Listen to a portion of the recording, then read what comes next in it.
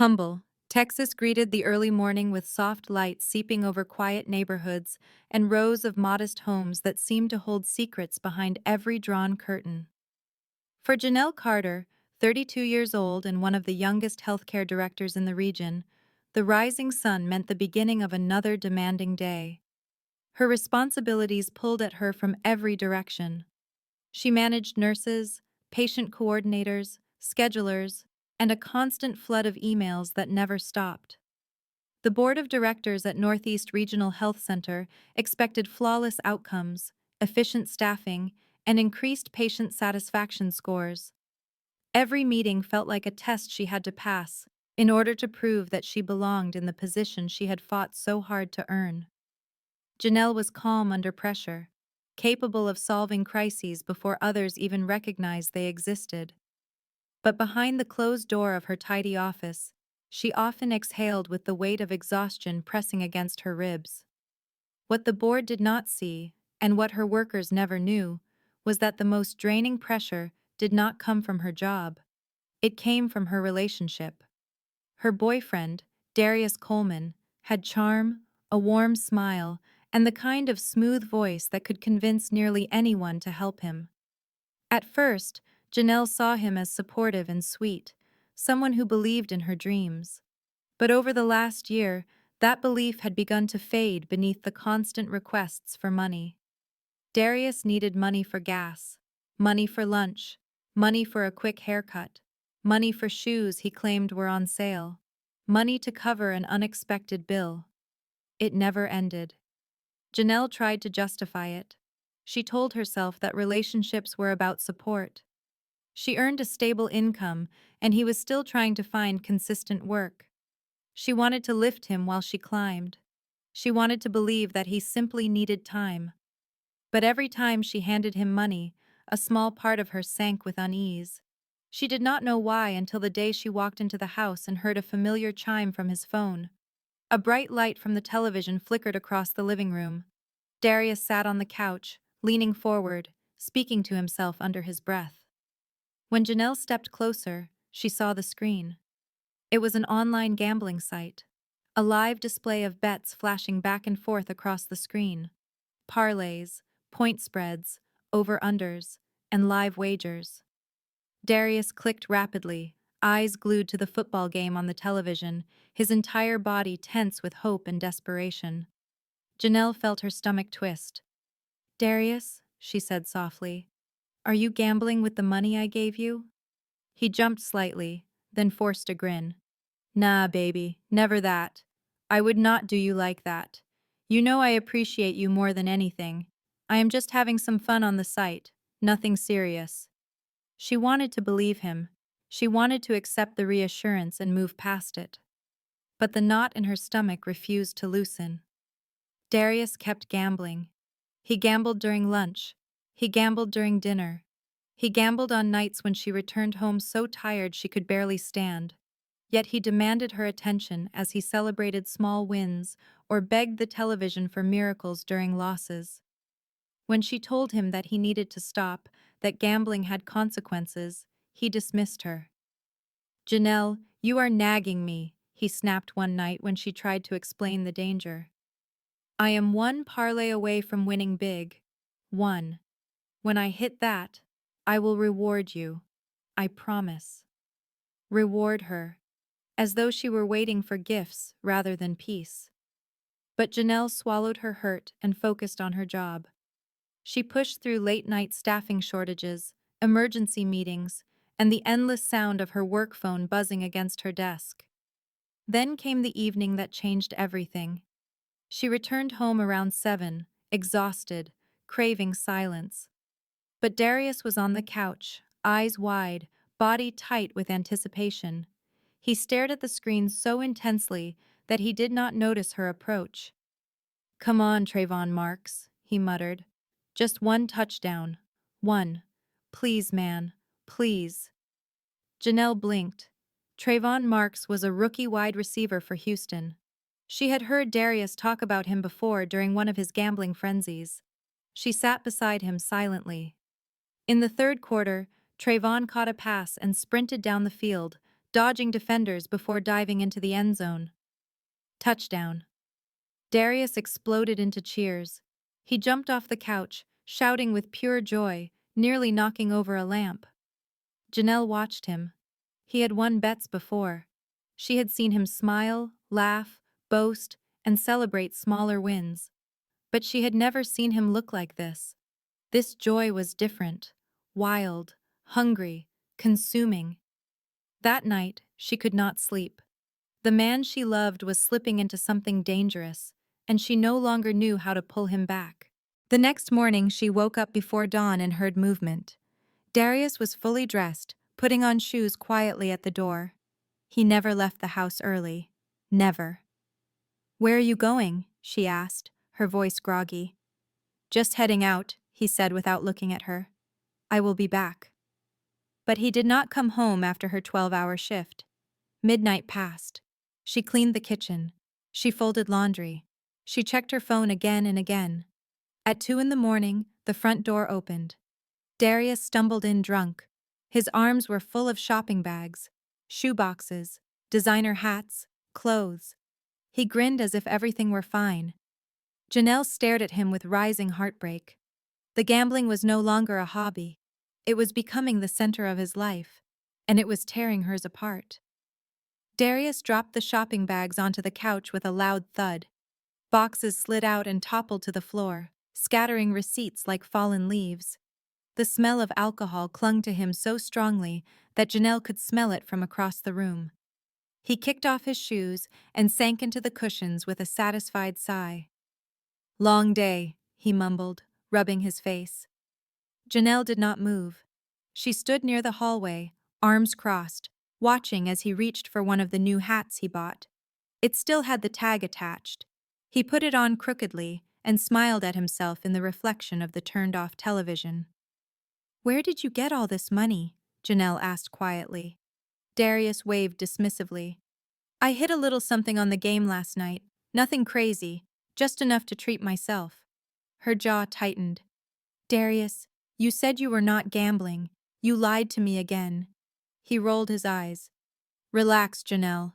I told you I am close to a big win. I can feel it. I am not hurting anybody." She stepped forward, pointing at the bags. "You spent more than half a paycheck on shoes and hats. You do not even have a job right now." "I will return it if it bothers you that much," he said, annoyed. "Stop acting like you are my mother." The words stung, landing on her like blows she did not expect. She felt the exhaustion of her 12-hour shift pulling at her bones. Her mind replayed the tension at work that day, the scheduling crisis she had managed, the stern warning from the board about improving staff retention numbers. She had given everything she had to her job, and now she returned home to chaos. "Darius," she said softly, "this is not healthy. Gambling is starting to take over your life.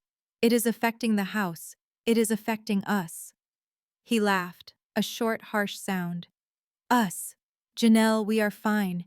You are overthinking everything." "Am I?" she asked. He ignored the question, leaning back on the couch and scrolling on his phone. The glow of the screen lit up his face. She could see the familiar green and white interface of the betting app. He was already placing another wager. Janelle felt her stomach sink with a cold heaviness. "Where did the money come from?" she asked again. He shrugged. "It came from the win. What else would it come from?" She stared at him. "Did you use the money I gave you last week?"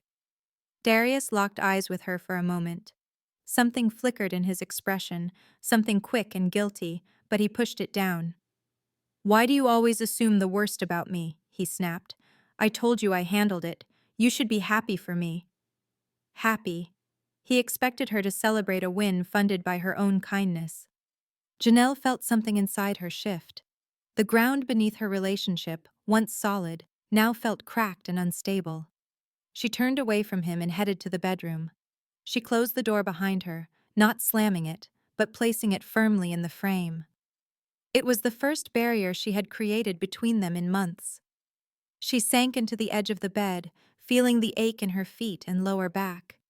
She pulled her hands through her hair, then rested her elbows on her knees, letting her thoughts spill freely. This was no longer simply about money. This was about dependency, about dishonesty, about the growing gap between who Darius was and who she needed him to become. The next morning, Janelle left for work without waking him. She drove through Humble with a heaviness that clung to her chest. The town had always brought her comfort. She loved its quiet streets, its warm community, its small diners where people still greeted strangers with genuine smiles. But lately, even the familiar surroundings could not soothe her. When she arrived at the healthcare center, she forced herself to pull together a professional calm. Workers greeted her with respect, unaware of the storm brewing in her personal life. She managed a morning staffing meeting, reviewed new patient protocols, and handled a string of emails from the board. Her mind drifted repeatedly back to Darius. At lunch, she stepped into her office and closed the door. She picked up her phone and opened her banking app. Recent transfers stared back at her. 3 separate amounts sent to Darius over the last 2 weeks. $200 for groceries, $80 for gas, $150 for shoes he claimed were worn out. Janelle set the phone down with a shaking breath. She had been funding his addiction without even realizing it. That evening, she came home to find him sitting on the same couch, surrounded by the same shopping bags he had not bothered to put away. The television blared highlights from last night's game. Darius was scrolling through betting lines again, completely absorbed. He did not even glance up when she entered. Janelle watched him for a moment, her heart aching with disappointment. "Darius," she said softly, "we need to talk." He groaned. "Again with the talking. Janelle, you stress too much. Everything is fine." But everything was not fine, not even close. Janelle stood in front of the couch, her hands clasped tightly together as she fought back the frustration rising in her throat. The dim glow from the television cast shifting shadows across the room, illuminating Darius as he scrolled through his betting app with mindless focus. She inhaled deeply. "Darius, please look at me." He sighed loudly, pausing just long enough to glance up before returning his attention to his phone. "Janelle, I had a long night. Can this wait?" "No," she said, her voice steady. "It cannot wait." He threw his head back dramatically. "Fine. What is the problem now?" Janelle felt her pulse thudding, but she refused to let emotion break her composure. "This gambling is becoming dangerous. You lied to me multiple times. You spent money recklessly. You hid things from me. And now it is affecting the house, our bills, and my peace." Darius snorted. "Your peace, right. Because you are perfect and never make mistakes." "This is not about perfection," she said. "This is about responsibility." He shook his head. "You are making this bigger than it is. Everybody gambles sometimes." "Not like this," she replied. "Not obsessively. Not to the point where it takes over your life. You gamble when you wake up, you gamble during the day, you gamble until you fall asleep. You gamble with the money I give you for living expenses." He narrowed his eyes. "So now you are keeping score." "I am telling the truth," Janelle said quietly. Darius leaned forward, his expression shifting into irritation. "You do not understand the game. All it takes is one big win. One. I am close, Janelle, really close. When it hits, everything will be different." She stared at him. "Different how?" His smile returned, too wide and too confident. "I will take care of you. I will buy you whatever you want. I will make things right." "Buy me whatever I want," she repeated slowly. "With gambling money, that is not stability. That is not a future." "Maybe not to you," he muttered, "but it works for plenty of people." Janelle shook her head. "It is starting to feel like you trust gambling more than you trust me." Darius waved his hand dismissively. "Here you go again. You nag, you judge, you act like I am some kind of child." "Then stop acting like one," she said before she could hold it back. The room fell still. Darius stared at her, eyes hardening. "Say that again." Janelle swallowed. "I am saying that your choices are hurting us. I am exhausted from working long shifts, from dealing with the board, from keeping this household going. I do not have the energy to also carry your habits. I am drowning, and you do not even notice because your eyes are glued to a screen." His expression tightened. "I notice plenty." "No, you do not," she replied softly. "You did not notice when I worked 12 hours on Tuesday and came home shaking with stress. You did not notice when we were behind on utilities, because you borrowed money I thought was going toward bills. You did not notice when I cried in the shower last weekend, after finding another betting receipt." For a moment, silence pressed between them. Darius looked away first. "This is temporary. I will win soon. Everything will settle." "You said that the last 5 times," she said, "and each time you dug deeper." He rubbed his forehead and muttered, "You do not get it. This is the only thing I am good at." The words hit her like a cold wind. "You are good at so much more than gambling," she whispered. "You just refuse to try." His shoulders slumped for half a second, but the vulnerability vanished quickly, replaced by irritation. "I am done with this conversation. You are making everything worse." He stood abruptly and stormed into the bedroom, slamming the door hard enough to rattle the picture frames on the wall. Janelle remained in the living room, staring at the scattered shopping bags and designer boxes. She knelt down and picked up a receipt from the floor. $200 on shoes, $140 on hats, $75 on cologne. More money than she wanted to believe. Janelle set the receipt aside and sank into the armchair.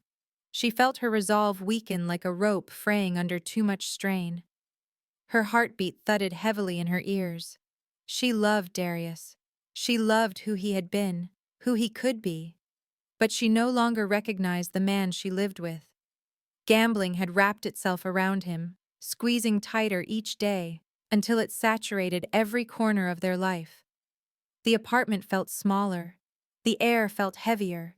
And her peace, once steady and quiet, now vanished like smoke. The next evening, she returned home to find Darius pacing the living room with an intense expression. His phone buzzed repeatedly with notifications. "What is wrong?" she asked cautiously. "I lost," he said sharply. "Everything. The whole ticket. The stupid game did not go the way it should have. I was supposed to win. I was supposed to hit big." Her stomach dropped. His frustration filled the room like a storm cloud. "How much did you lose?" Janelle asked. He hesitated just long enough to confirm her fears. "Darius," she said carefully. "How much?" He finally muttered. "Enough." The words sank into her spine. Enough could mean anything. Enough could mean too much. Enough was a warning she could no longer ignore. Janelle stared at Darius, her breath caught somewhere between disbelief and resignation. The look in his eyes was wild, desperate, and exhausted. The look of a man who had gambled away more than money. He had gambled away trust, stability, peace. "Enough," she repeated slowly. "What does that mean, Darius?" He rubbed the back of his neck, his voice low and unsteady. "I do not know. A few hundred. Maybe more." She felt her pulse spike. "Maybe more. How much more?" He shrugged helplessly. "I do not know, Janelle. I was chasing the win. One thing led to another." She sank onto the arm of the couch, gripping the edge until her knuckles whitened. "You lost money we do not have. You lost money that was meant for groceries and bills. Money I trusted you with." Darius paced the room. "I will win it back. I promise. I just need one more good shot." Janelle shook her head, her voice barely above a whisper. "Darius, you said that every week. Every win becomes another bet. Every loss becomes another excuse. You are trapped in a loop." He turned toward her sharply. "Do you think I want this? Do you think I want to feel like a failure every time I try to fix things?" "Then stop," she pleaded. "Stop gambling. Stop lying. Stop digging holes for us." He slammed his fist against the arm of the couch. "You do not get it. This is the only way I know to get ahead. Everybody gets lucky eventually." Janelle felt a wave of sadness wash over her. Luck is not a plan. Luck is not a future. He scoffed, turning away. You sound like those people on television who preach about discipline. Life does not work like that for everyone. It worked for me, she said quietly. He spun around, anger flashing in his eyes. Exactly. You got the good job. You got the fancy title. You got everything lined up. I am just trying to catch up. You do not catch up by dragging me down, she said. The room fell silent. Darius seemed stunned by the words, as though hearing a truth he had spent months avoiding. He collapsed onto the couch, burying his face in his hands. I just need a break, Janelle. A real break. And what about me? She asked. When do I get a break? He looked up slowly. She saw the truth then. The denial. The addiction. The need for another rush. He was slipping further away from her with every bet he placed. The next week became a blur of tension. Darius continued gambling, telling himself each time that the next bet would fix everything. Janelle poured herself into her work even more, staying late at the healthcare center because it felt safer than coming home to chaos. Her staff noticed her exhaustion. Her supervisor, Dr. Myra Lattimore, pulled her aside after a meeting. You seem stretched thin, Myra said gently. You need balance, Janelle. I know how demanding this job is, but you cannot carry the whole world. Janelle forced a smile. I am fine. But she was not fine. Every evening she returned to a home that no longer felt like home. Darius lived in front of the television, betting on basketball, soccer, baseball, tennis. Whatever sport happened to be live, he was betting on it. She found betting slips stuffed into coat pockets, deposits pulled from shared funds, hidden overdraft fees on the bank statement, a notification from her credit card showing a cash advance she never authorized. When she confronted Darius, he grew defensive. It is temporary, he snapped. Stop snooping. I am not snooping, she said. I am protecting myself. Darius threw his arms up. From what me I would never hurt you. You already are, she whispered. That night, she lay awake staring at the ceiling while Darius snored loudly beside her. She felt her heart pounding. Her thoughts spiraled with memories of who Darius used to be, who she wanted him to be, and the man he had become. She thought of their first date near Uptown Park. She thought of the day he told her he loved her. She thought of the nights when they laughed until they could barely breathe. None of that matched the reality she lived now. In the morning, she found him asleep on the couch with his phone still open to a betting app. The screen showed a slew of losses, all red numbers. His face was relaxed, peaceful, oblivious to the wreckage his choices had created. Janelle sat on the opposite couch and stared at him for a long time. She realized something undeniable. She could not fix him. She could not save him. She could only save herself. Later that night, after another argument about money, gambling, and broken promises, Darius stormed out of the house. Janelle sat alone in the quiet living room, surrounded by the echo of everything he refused to change. For the first time, she allowed herself to imagine a life without him. The quiet, the stability, the peace she desperately needed. It felt frightening, but it also felt like breathing for the first time in months. The house was silent when Darius slammed the door behind him. The walls seemed to sigh with relief as the vibration faded through the small living room. Janelle stood in place for a long moment, listening to the quiet, feeling it settle over her like a soft but unfamiliar blanket. Her body trembled, not from fear, but from the sudden release of tension that had been building for months. She sank onto the edge of the couch, burying her face in her hands. Her breath shook as she exhaled, her thoughts swirling like dust caught in afternoon sunlight. She did not know where Darius went, and for the first time, she did not feel the urge to call him, text him, or chase after him. She simply sat in the stillness, letting it wash over her. The next morning, she left for work early, needing space from the heaviness that lingered inside the house. She drove through Humble, past small diners and quiet storefronts, past the familiar streets that had watched her rise through her career.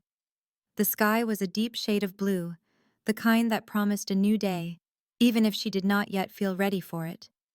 At the healthcare center, she worked with sharp focus, directing her team through a busy shift, supporting staff who felt overwhelmed, and guiding complex patient issues with the calm precision she was known for. Her coworkers depended on her strength, unaware of the chaos she left at home. During her break, she stepped outside to breathe in the warm Texas air.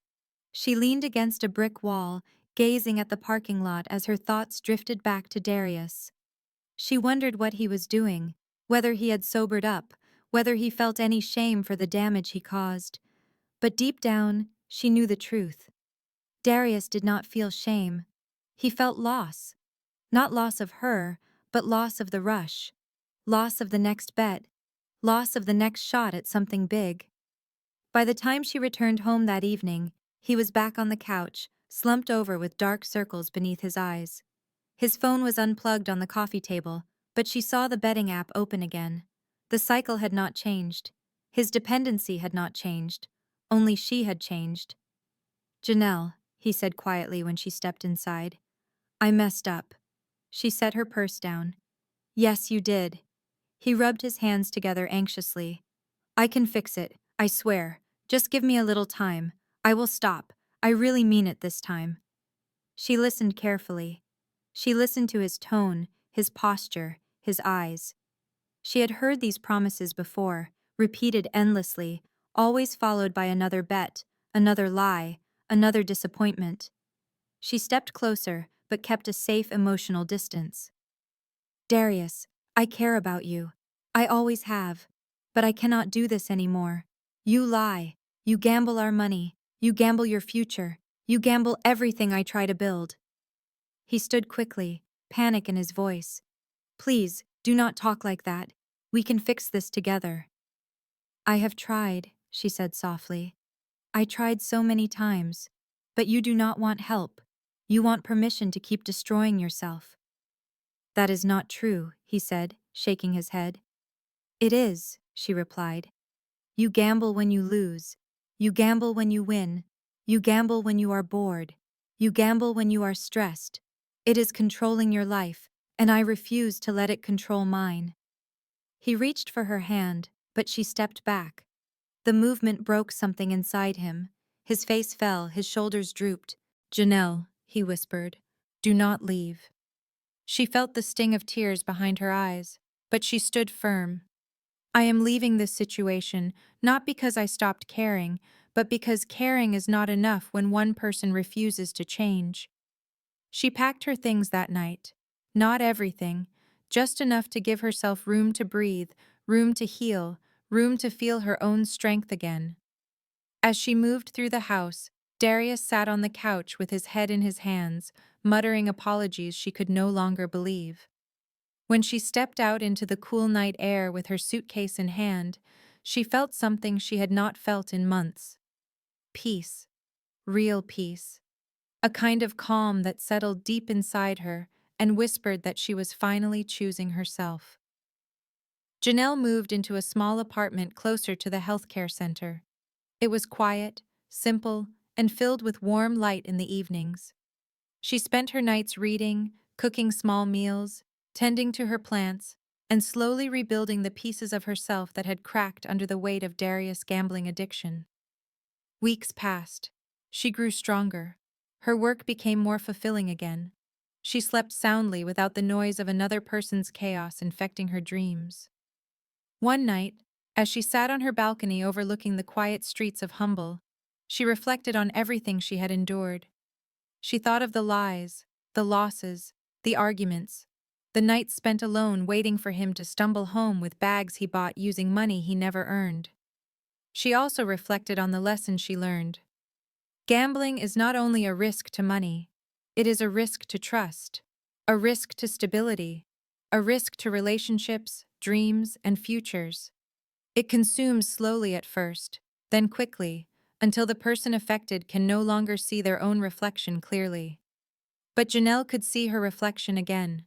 She could see her worth again. She could see her future clearly. She did not need luck. She needed peace. She needed self-respect. And she had found both by walking away. As the night breeze brushed against her skin, she realized something powerful. The greatest gamble she ever took was staying with a man who refused to change. The greatest win she ever achieved was choosing herself.